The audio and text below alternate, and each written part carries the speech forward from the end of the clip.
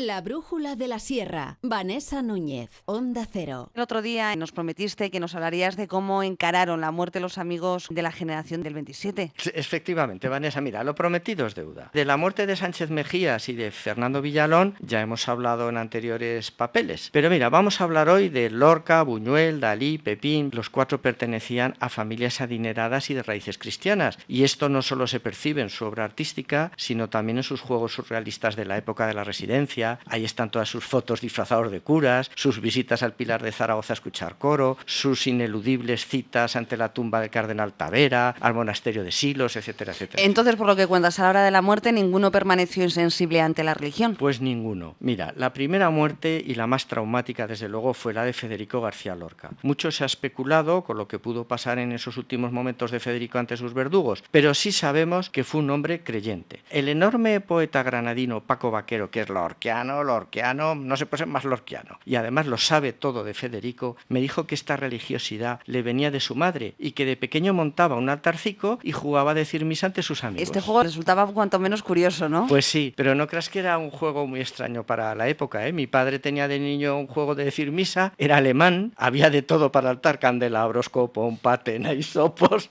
todo, y todos los ropajes, alba, estola, los bonetes, y los ropajes eran de la misma calidad que los de verdad, y yo de pequeño me pasé muchas horas haciendo misa con este juego. Por cierto, Paco Vaquero acabó su plática contándome lo que dijo Clarín: quien de pequeño juega a decir misa, de mayor o será poeta o será tonto. Bueno, la verdad es que yo de poeta tengo muy poco. No te mortifiques tampoco, Feliciano. Piensa que por lo menos ya sabemos de dónde viene tu afición a predicar. Pues no te quepa la menor duda, Vanessa. Lo que sí sabemos es que Lorca se refugió en Granada en casa de la familia del poeta Luis Rosales, que eran falangistas y pensaban que de esa forma estaría a salvo. Según cuenta el propio Luis Rosales, en la casa de sus padres había dos viviendas muy bien diferenciadas. En una vivían sus padres y todos sus hermanos, en fin. Y en la otra vivía su tía Luisa. Y como en la casa de su tía Luisa no entraba nadie, ahí escondieron a Federico. Cuando fueron a buscarlo, sabían perfectamente dónde estaba y además que en ese momento no había ningún hombre en casa de los Rosales. La madre intentó ponerse a la detención, pero sin ningún éxito. Entonces cuenta Luis que, como todos sabían lo que iba a pasar, antes de salir de la casa, Federico y su tía Luisa se arrodillaron ante el crucifijo y rezaron juntos hasta que se lo llevaron. Entonces, Feliciano, ¿durante la guerra solo murió Federico García Lorca? Sí, solo Federico, aunque en principio todos estos chicos fueron republicanos, luego durante la guerra cada uno fue tomando su propio camino. Parece ser que Buñuel trabajó en secreto para el Partido Comunista, pero Buñuel siempre lo negó. Bueno, mira, Pepín Bello decía que Buñuel era un gran embustero. A ver, esto no lo decía como un insulto, un menosprecio, ¿no? Sino para explicar que Buñuel siempre estaba fabulando historias donde mezclaba la realidad con sus disparatadas fantasías. Y este don, precisamente, el toque Buñuel que llamamos, fue la clave de su éxito en el cine. Luis Buñuel se educó en un colegio religioso. Tuvo una infancia muy cristiana, hasta el punto de que también tenía el mismo juego de decir misa como mi padre.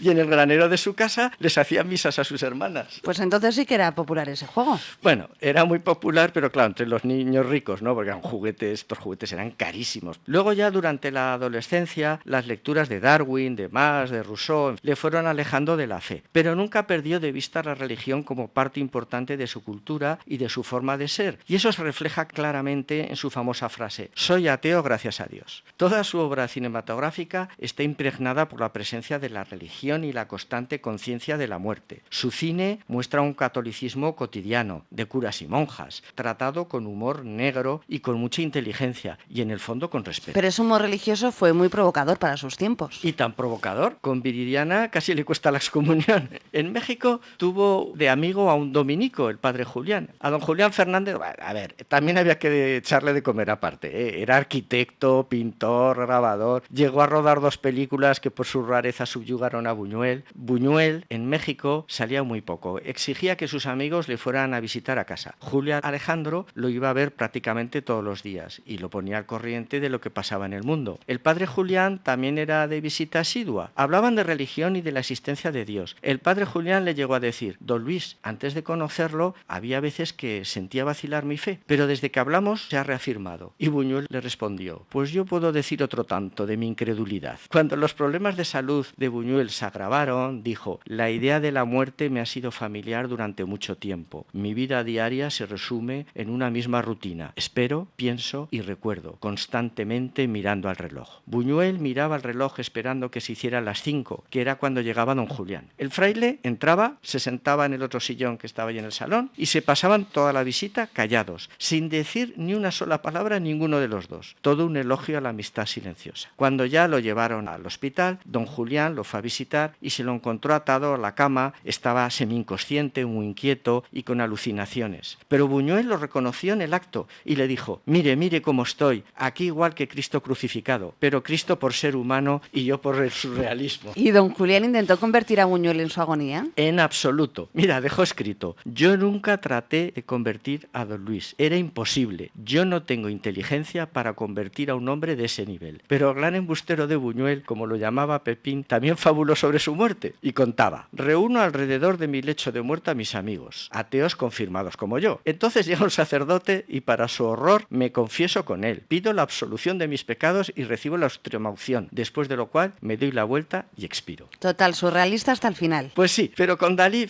fue mucho mejor porque el surrealismo continuó después de su muerte. Mira, murió sacramentado dentro de los cánones de la Iglesia Católica. Su muerte fue una conmoción nacional, condolencias del rey, de Felipe González, de Pujol, bien, pues todo normal, ¿no? Pero lo bueno vino después. Dalí, como todos sus amigos del 27, amaba energuménicamente a España. Así que acordó en su día con Gala dejar la mitad de su ingente patrimonio al Estado español y la otra mitad a la Generalidad de Cataluña, que estaba recién instaurada con la llegada de Tarradellas a España, y así lo hizo público. Pero Dalí y Tarradellas fueron los dos únicos españoles que enseguida le tomaron la matrícula a Jordi Pujol y entrevieron sus aviesas intenciones. Pujol, que entiende mucho de herencias, se trabajaba a Dalí con continuas y obsequiosas visitas para quedarse con todo, pero Dalí no se dejó engatusar por el insaciable nacionalista. Y mientras a la cara le daba muy buenas palabras, en secreto cambió el testamento dejando todo a patrimonio nacional. Cuando se abrió el testamento y Pujol ya se frotaba las manos, se quedó con un palmo de narices. Pero eso sí, como pataleta final, siguiendo la escuela de Stalin, borró a Dalí de la historia de los países catalanes. Así que Dalí a estas alturas sigue sin tener calle en Barcelona. Pero el surrealismo continuó cuando un juez se permitió el lujo de exhumar los restos mortales de Dalí sobre pretexto de una peregrina denuncia de paternidad del pintor. Evidentemente, si este juez hubiera leído el libro de Petón, La desesperación del té, o siguiera con asiduidad nuestros papeles, se hubiera ahorrado el trabajo, pues sabría que a Dalí se le podrá acusar de muchísimas cosas, pero de muchísimas, pero jamás de los jamases de engendrar a un hijo. ¿Y Pepín Bello era creyente, Feliciano? No era creyente, pero le hubiera gustado serlo, ¿eh? Así se lo confesó a Petón en su libro. Pero Pepín, sobre todo ya de mayor, se comportaba con toda naturalidad como un católico más. Cuando venía con su hermano Antonio a la casa de campo de mi padre, allí en la parroquia de Güerrios, asistía a la misa que oficiaba nuestro buen amigo don Marino Benedé. Bien es verdad que las misas de Güerrios eran muy peculiares porque duraban solo 8 minutos. Acudía al Tota Pulcra de la Catedral de Huesca, a las completas de San Lorenzo,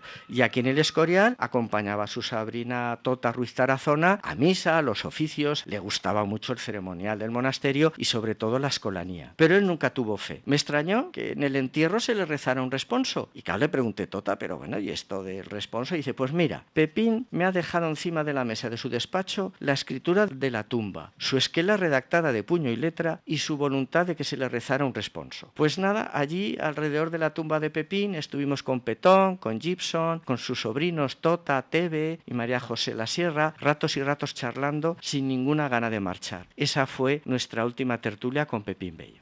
Qué bonito, sobre todo el saber, ¿no?, cómo encararon esta gente, la generación del 27 a la muerte. Sí, mira, oye, qué curioso la relación de Buñuel con la religión. Fue un poco en plan ni contigo ni sin ti o algo así. Buñuel estaba marcadísimo por la religión y la trascendencia de la muerte. Llevaba apuntados en una libreta los nombres de todos sus amigos muertos. Pero mira, fíjate, esta historia es muy poco conocida y realmente yo creo que lo dice todo. Cuando Buñuel venía a España desde Francia, lo hacía en coche por la frontera de Canfrán, pues que era una aduana más discreta que Barajas. Y en su último viaje, supongo que guiado por la nostalgia, al pasar por Huesca, paró en Los Porches y entró en el bar Flor, que era la cafetería de sociedad, ¿no?, de Huesca. Ahí en el Flor tenía además Antonio Bello pues su tertulia a la hora del aperitivo. Buñuel preguntó al camarero: ¿sabe usted si queda algún Bello por aquí? Sí, le respondió el camarero. Precisamente don Antonio está aquí. Ahora mismo le aviso. En la época de la residencia, Antonio era pues un niño muy pequeño que iba de la mano de su hermano Pepín. Bueno, pues el encuentro fue muy emotivo y ahí estuvieron hablando de los viejos tiempos, tal. Y entonces, al despedirse Buñuel, le dijo a Antonio: mira, ya no me encuentro bien y seguramente este será pues mi último último viaje ya a España. Y entonces Antonio le dijo, hombre, pues si crees que no nos vamos a ver más, déjame que te dé un abrazo. Y entonces Buñuel se quedó así y dijo, bueno, eso de que no nos vamos a ver no se puede decir, porque claro, quién sabe, si existe el más allá, ahí seguro que nos volveremos a ver todos. Qué bueno. Bueno, y si no recuerdo mal, Luis Buñuel tenía muy presente la muerte en el cine, ¿verdad? Ahí con mucho humor negro. Fíjate que es que era muy grande Buñuel. Dice, mira, yo una vez muerto, me gustaría poder salir de mi tumba una vez al año, ir a un bar, tomarme un café, leer tranquilamente el periódico, ver cómo va el mundo, ¿no? Y ya volverme otra vez a la tumba. Fíjate qué escena. Esto da también para otro cortometraje como mínimo. Y es que Buñuel confiesa en sus memorias que tenía un problema, que es que mezclaba todo. Él estuvo contando 20 años. La boda de un íntimo amigo suyo estaba pero perfecta, ¿eh? En la iglesia Saint-Germain-des-Prés de París, de tal, la luz que había. Y después de 20 años dijo, coño, pero si este tío era ateo perdido, ¿cómo se ha podido casar por la iglesia? Que no se había casado por la iglesia, había mezclado todo y era ese mundo de Buñuel que era lo interesante de él, ¿no? Nos ha encantado, Feliciano, y todos los martes te los curras, pero hay más. Gracias. Bueno, pues a ver, Bueno, mientras no nos echen, aquí aguantamos, ¿verdad, Julio y José Manuel? Tenemos que recordar que lo tienen en la página web de la asociación. De la Asociación Conde Aranda. La brújula de la sierra. Vanessa Núñez. Onda Cero.